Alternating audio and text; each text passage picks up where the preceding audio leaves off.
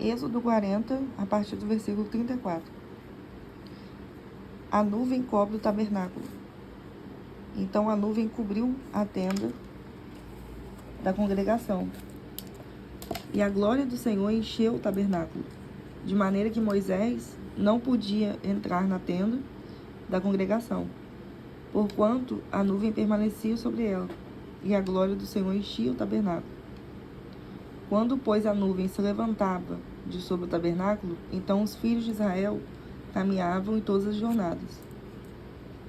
Se a nuvem, porém, não se levantava, não caminhavam, até o dia em que ela se levantasse.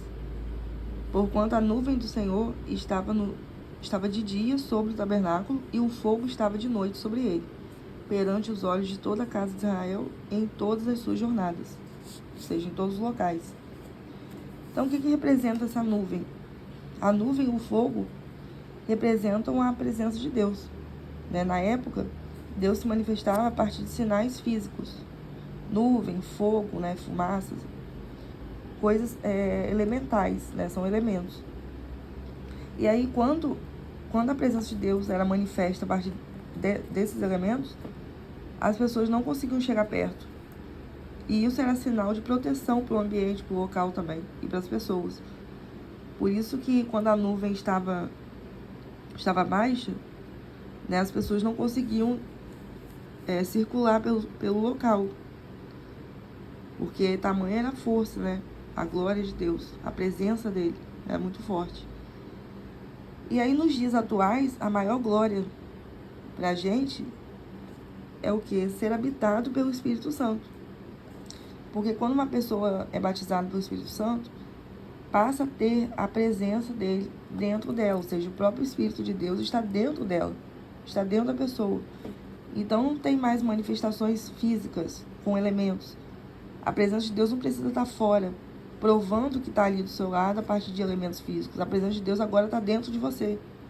Esse mesmo poder que estava aqui transitando pelo tabernáculo está dentro da pessoa que recebeu o Espírito Santo.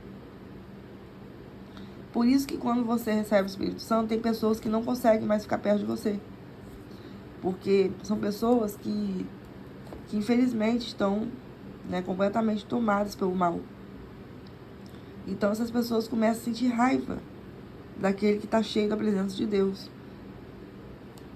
Mas é justamente pela falta da presença de Deus que ela sente raiva de quem tem, sem querer, sem às vezes entender por quê. São aquelas pessoas que têm raiva de certas pessoas sem motivo, sabe? Acontece muito isso. Principalmente quando uma pessoa é cheia da presença de Deus, é cheia do poder dele. São pessoas que têm a liberdade do Espírito Santo. Então, os elementos aqui representam a proteção de Deus no local, A reverência, a glória de Deus. Agora, quando você recebe o Espírito Santo, você passa a ter os sinais da presença dele, sim. Aí, como que vem os sinais? Como que eles serão representados? Como será provado que você tem o Espírito Santo dentro de você? Aí, a partir dos frutos, que é a mansidão, a paz, a temperança. Então, uma pessoa que ela consegue ter paz em meio à guerra, em meio a situações difíceis, ela consegue ser uma pessoa mais calma. Tem momentos de dificuldade que a gente pode se irar, isso é normal, mas é uma pessoa que pensa mais no dia a dia, ponderada. Então tem vários frutos, Tem fé, tem resiliência, que é a capacidade de permanecer firme e em paz em meio às dificuldades. Isso é resiliência. Se manter perseverante, Tudo isso é característica do poder de Deus, da presença dele. Porque uma pessoa sem a presença de Deus nesse mundo costuma ser uma pessoa muito ansiosa. Costuma ser uma pessoa muito assim, uma pessoa que quer tudo para ontem, quer resolver tudo com a própria força, não tem certos limites com a vida, sabe? Quer fazer tudo do jeito que acha certo e ponto final. Aí ela tá seguindo as próprias vontades. Agora, uma pessoa que espera o tempo de Deus, obedece à vontade dele, aí sim vai passar a ser cheio do Espírito dele. Então vai fazendo a vontade dele, vai sendo livre, não vai sendo escravo desse mundo. Então essa é a grande diferença. Então é bem interessante a gente perceber que na época, como que a presença de Deus se manifestava e hoje em dia. Porque depois que Jesus veio, né, aqui em Êxodo, está no Antigo Testamento.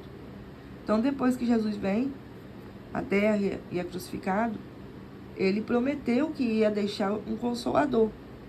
Esse Consolador é o Espírito Santo. Então, a partir disso, não foi preciso mais ter esses sinais físicos, como fogo, para provar a presença dele ali. Aí as pessoas passaram a ter a prova da presença de Deus a partir dos dons espirituais que elas adquiriam, né? Passaram a adquirir a partir do batismo com o Espírito Santo. E como ter esse batismo com o Espírito Santo? Como ter os dons de Deus? Tem um dons de língua, dons da profecia, tem dons de sonhos, tem pessoas que recebem avisos em sonhos, tem dons de várias formas, dons de sabedoria, dons de pregar, de ensinar a palavra de Deus. Tem vários tipos de dons que Deus dá a cada um, né, segundo suas obras. Mas tem dons também que é dado pela graça. A própria graça de Deus, ou seja, sem você merecer, Ele te dá. Então a salvação mesmo é pela graça. Não é por obras. Você não tem que fazer 1000 caridades por mês. Você não tem que seguir um plano para você ser salvo. É apenas pela fé. É você crer nele com todo o seu coração, amá-lo com todo o seu coração. Porque ele vai enxergar o seu coração. Não é o que você está fazendo que vai te fazer ser salvo. É o que está dentro de você. É a verdade que você carrega. Não é mentira. Então a mentira é uma coisa que afasta muito a presença de Deus da pessoa, infelizmente. Então é muito bom a gente ser honesto, ser verdadeiro com nós mesmos primeiro. Seja verdadeiro com você em ter amor por você mesmo primeiro, que aí você vai ser honesto com você. Vai ver aonde você precisa melhorar, para depois você ser verdadeiro com os outros. Que Deus te abençoe.